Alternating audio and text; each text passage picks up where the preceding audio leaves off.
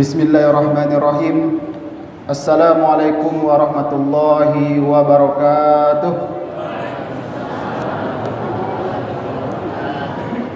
Saya masih semangat apa-apa ambo ya mama ambo alhamdulillahirabbil alamin. Kecewa pula lalu tadi Pak. Karena sebentar lagi karayu na Pak. Mungkin mama ada yang akan membuat kue rayu atau segala macamnya nama. Ternyata alhamdulillah masih dalam keadaan semangat. Amin amin ya rabbal alamin. Alhamdulillahillazi arsala rasulahu bil huda wa dinil haqq liyuzhirahu ala dini kulli walau karihal kafirun walau karihal munafiqun. Asyhadu an la ilaha illallah wahdahu la syarikalah wa asyhadu anna Muhammadan abduhu wa rasuluh sallallahu alaihi wasallam la nabiyya ba'da. Allahumma shalli wa sallim ala sayyidina Muhammad wa ala alihi wa ashabihi ya rasulillahi ajmain. Puji syukur tidak lupanya kita sampaikan kehadirat Allah subhanahu wa ta'ala. Karena berkat limpahan rahmat dari Allah, karena berkat limpahan nikmat dari Allah, kita mampu melangkahkan kaki kita. Yo kaki dilangkahkan Pak. Yo nak bawa Pak. Kita mampu mengayunkan tangan kita bersama-sama datang ke masjid ini. Gunanya tak lain dan tak bukan yakninya melaksanakan kegiatan ubudiyah kepada Allah Subhanahu wa taala. Kalau kita berbicara mengenai nikmat Allah Bapak Ibu jamaah salat tarawih dan witir yang insyaallah dirahmati oleh Allah Subhanahu wa taala, takkan mampu kita menghitung nikmat yang diberikan Allah Subhanahu wa taala. Dan mampu menghitung nikmat Allah Pak. Dari pagi tadi Bu Pak, kita diberikan nikmat kehidupan Bu. Kita diberikan nikmat nafas. Kita masih diberikan nikmat hidup oleh Allah Subhanahu wa taala. Bahkan sampai detik ini Allah Subhanahu wa taala masih memberikan kita nikmat kehidupan. Sehingga kalau kita baca dalam Al-Qur'an Bapak Ibu, Allah Subhanahu wa taala berfirman, "La in syakartum la azidannakum wa la in kafartum inna azabi lasyadid." Barang siapa yang bersyukur kepadaku, kata Allah, ketika itu ada Bapak Ibu jamaah salat tarawih dan witir insyaallah dirahmati oleh Allah Subhanahu wa taala. Ada orang-orang Bapak Ibu ketika dia mendapatkan nikmat oleh Allah, walaupun bagi sebagian orang itu kecil Bapak Ibu. Mungkin Bapak Ibu bagi sebagian orang pitih 10.000 itu keteknya. Tapi sebagian orang lain menganggap itu sebuah nikmat yang besar yang diberikan Allah Subhanahu wa taala kepada dirinya. Terucap dalam lisannya Bapak Ibu, mengucapkan alhamdulillahirabbil alamin.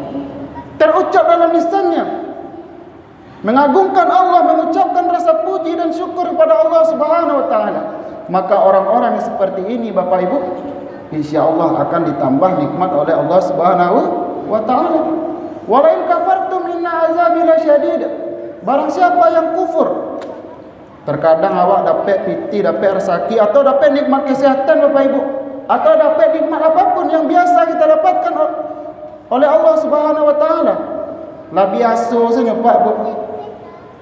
Nikmat kehidupan lah biasa saja dapat biasanya. Nikmat nafas lah biasanya kita dapatnya. Tak ada rasa syukur kita kepada Allah. Apa kata Allah? Wala in kafartum inna azabi lasyadid. Maka sesungguhnya azab Allah itu sangat pedih. Maka daripada itu Bapak Ibu, ketika ada seorang penceramah, seorang khatib, seorang moderator dan segala macamnya, terutama pertama sekali yang disampaikan adalah rasa puji dan syukur kepada Allah Subhanahu wa taala. Karena tidak akan mampu kita untuk menghitung nikmat Allah Bapak Ibu. Sehingga kalau kita baca dalam Al-Qur'an Bapak Ibu, di dalam surah Ar-Rahman Bu Pak, berapa kali Allah Subhanahu wa taala berulang-ulang menyampaikan fabi ayyi ala'i rabbikuma tukadziban. Maka nikmat Tuhanmu yang mana lagikah yang kamu dustakan. Kemudian salawat dan salam tidak lupanya kita sampaikan, kita hadiahkan kepada Nabi besar kita, yakninya Nabi Muhammad sallallahu alaihi wasallam. Bapak Ibu jamaah salat tarawih dan witir yang insyaallah dirahmati oleh Allah Subhanahu wa taala. Suatu hari Bapak Ibu, salah seorang sahabat Nabi Muhammad sallallahu alaihi wasallam pernah bertanya kepada Nabi Muhammad sallallahu alaihi wasallam. Hal ini dapat kita lihat dalam kitab hadis yang diriwayatkan oleh Imam Bukhari. Apa yang ditanyakan oleh sahabat itu dan apa yang dijawab oleh Nabi Muhammad SAW. Ketika itu Pak Bu, sahabatku namanya Abdullah ibnu Mas'ud Pak, bertanya kepada Nabi Muhammad SAW, "Ya Rasulullah, apakah amalan yang paling dicintai oleh Allah Subhanahu wa taala?" Bapak Ibu jamaah salat tarawih dan witir insyaallah dirahmati oleh Allah Subhanahu wa taala. Tentunya Bapak Ibu, di dalam kehidupan dunia ini Bu Pak, setiap hari pasti awak mencari apa yang paling dicintai oleh orang yang kita cintai, apa yang paling disukai oleh orang yang kita cintai. Contohnya nak Bu, ketika babuko tadi Pak Bu, yang paling menyukunya dia apa ambo, pasti Bu ben Bu. Iya Bu. Biasanya apa cukup ambil cubadak atau bulai apa, bulai cubadak atau ambil pabukuan. Ibu lah tahu biasanya apa setiap buka puasa suku itu. Jadi setiap buka puasa langsung dibuatnya oleh ibu untuk apa? Karena apa Bapak Ibu? Karena kecintaan seorang istri kepada seorang suami. Begitu pula sebaliknya Bapak Ibu. Seorang suami, saking cintanya seorang suami kepada istri dan anaknya Bapak Ibu, rela banting tulang peras keringat mencari nafkah, tidak lelah, tidak letih, bahkan hujan, bahkan badai ditempuhnya untuk orang yang dia cintai. Iya Pak, iya nak Pak, malam-malam lah nak Pak, siang-siang lah, badai-badai lah. Yang penting mencari nafkah halal untuk orang yang kita cintai.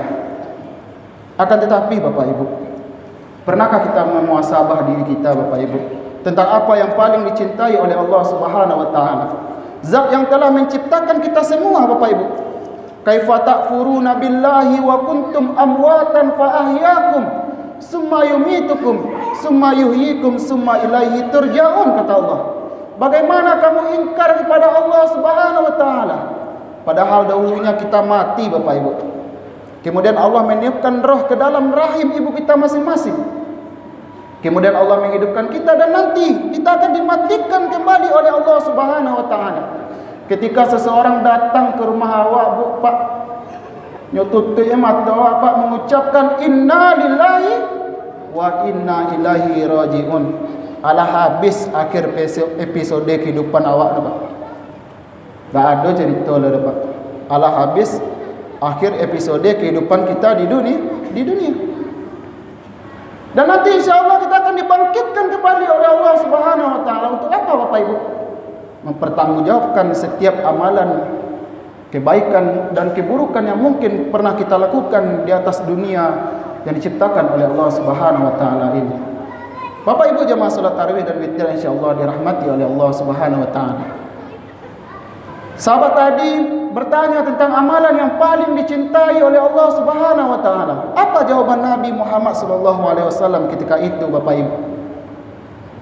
Dia taruh banyak amalan Bu yang kita kerajaan di muka bumi kok Bu. Ada solat, ada zakat, ada puasa, ada naik haji, ada sedekah, ada infak dan segala macamnya. Dari sekian banyak amalan yang kita lakukan, manakah amalan yang paling dicintai oleh Allah Subhanahu wa taala? Ternyata Bapak Ibu jamaah salat tarawih dan witir insyaallah dirahmati oleh Allah, amalan yang pertama yang paling dicintai oleh Allah Subhanahu wa taala adalah as-salatu alal waqtiha. Salat tepat pada waktunya. Ambo tadi terkagum-kagum cari apa ambo. Suara beliau sangat merdu Bapak Ibu, merinding Bapak. Beliau menyampaikan, menyerukan hayya 'alas shalah. Itu disampaikan oleh muazin tadi Bu. Marilah kita solat. Lihat ada tergetar hati Bu. Contohnya di rumah tadi Bu, sedang babuku je awak. Sedang menyantap makanan je awak. Tergetar hati awak Bapak Ibu. Dipanggil oleh Allah Subhanahu wa taala. Kalau masih ada tergetar hati awak, langkan kaki awak masih, berarti masih ada iman di dalam hati kita. Amin amin ya rabbal alamin. Ternyata Bapak Ibu, dari sekian amalan yang paling dicintai adalah salat tepat pada waktunya. Betapa banyak orang hari ini Bapak Ibu begitu mudahnya untuk meninggalkan salat. begitu mudahnya untuk meninggalkan kewajiban kepada Allah Subhanahu wa taala. Kalau kita lihat Bapak Ibu, betapa hebatnya orang-orang yang pergi ke sawah Bapak Ibu. Alah tiba katu azan ditukar baju napa? Pai berwuduk, pai bersujud, berukuk kepada Allah Subhanahu wa taala. Kalau kita baca dalam Al-Quran Bapak Ibu, kalau kita acok baca buku Yasin Pak, dalam surah Yasin ayat 65 Allah Subhanahu wa taala berfirman, al-yauma nakhtimu ala afwahihim wa tukallimuna aydihim wa tashhadu arjuluhum bima kanu yaksibun. Mungkin ibu-ibu ambo lah fasih bacaan itu napa? Apa kata Allah Subhanahu wa taala dalam surat Yasin ayat 65 ini Bapak Ibu? Pada hari ini kami tutup mulut mereka, kata Allah. Siapa yang berbicara kepada Allah ketika itu Bapak Ibu? Adalah tangan mereka Bapak Ibu. Tangan yang mabuk Pak. Tangan yang selama ini kita gunakan untuk rukuk sujud kepada Allah Subhanahu wa taala. Tangan yang selama ini kita gunakan untuk bertakbir kepada Allah Subhanahu wa taala. Tangan yang selama ini kita gunakan mungkin Bapak Ibu, karena sebentar lah hari karayu nak diimbau anak yatim yang ada di lingkungan awak Bapak Ibu. Berbagi kebahagiaan Bapak Ibu. Wa imbaunya anak awak mungkin lah beli baju rayu nak. Tapi anak-anak mungkin ada di sekitar lingkungan awak yang tak punya ayah. Maka kita harus menyantuni anak yatim tersebut. Jangan sampai kita menjadi orang-orang yang mendustakan agama. Dan nama jadi orang mendustakan agama apa Bu? Siapa itu orang mendustakan agama? Ar-ra'aital ladzi yukazzibu bid-din fazalika ladzi yad'ul yatim, yaitu orang-orang yang suka menghardik anak yatim. Iko momen terbaik Bapak Ibu. Ada sebagian rezeki awak Bapak Ibu di bagian, insyaallah tangan yang kita gunakan untuk memberikan kepada anak yatim atau fakir miskin yang ada di lingkungan kita, insyaallah tangan itu nantinya akan bersaksi kepada Allah Subhanahu wa taala. Karena tangan itu digunakan untuk berbuat baik di jalan Allah Subhanahu wa taala. Itu amalan yang pertama yang paling dicintai oleh Allah Subhanahu wa taala. Kalau kita berbicara salat Bapak Ibu, tidak akan habisnya kita membicarakan ibadah tentang salat. As-salatu imaduddin. Salat itu adalah tiang agama.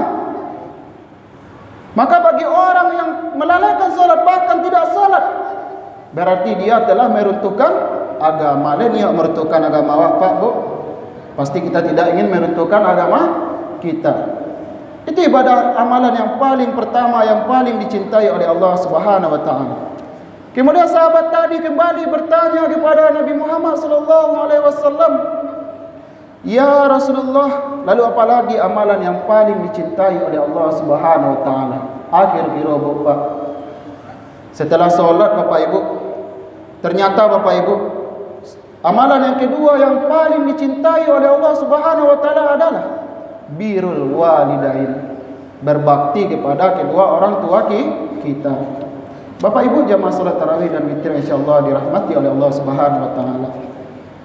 Kalau kita berbicara mengenai berbakti kepada kedua orang tua Bapak Ibu, mungkin ada di antara anak-anak kita yang pergi merantau Bapak Ibu, mencari rezeki ke negeri orang, meninggalkan kampung halaman yang dia cintai, mengubah nasib untuk memperbaiki dirinya dan keluarganya.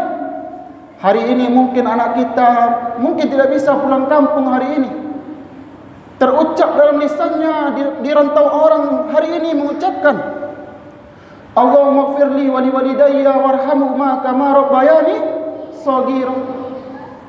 Walaupun ini di rantau orang, ibu apa ambu insyaallah selalu didoakan oleh anak-anak kita.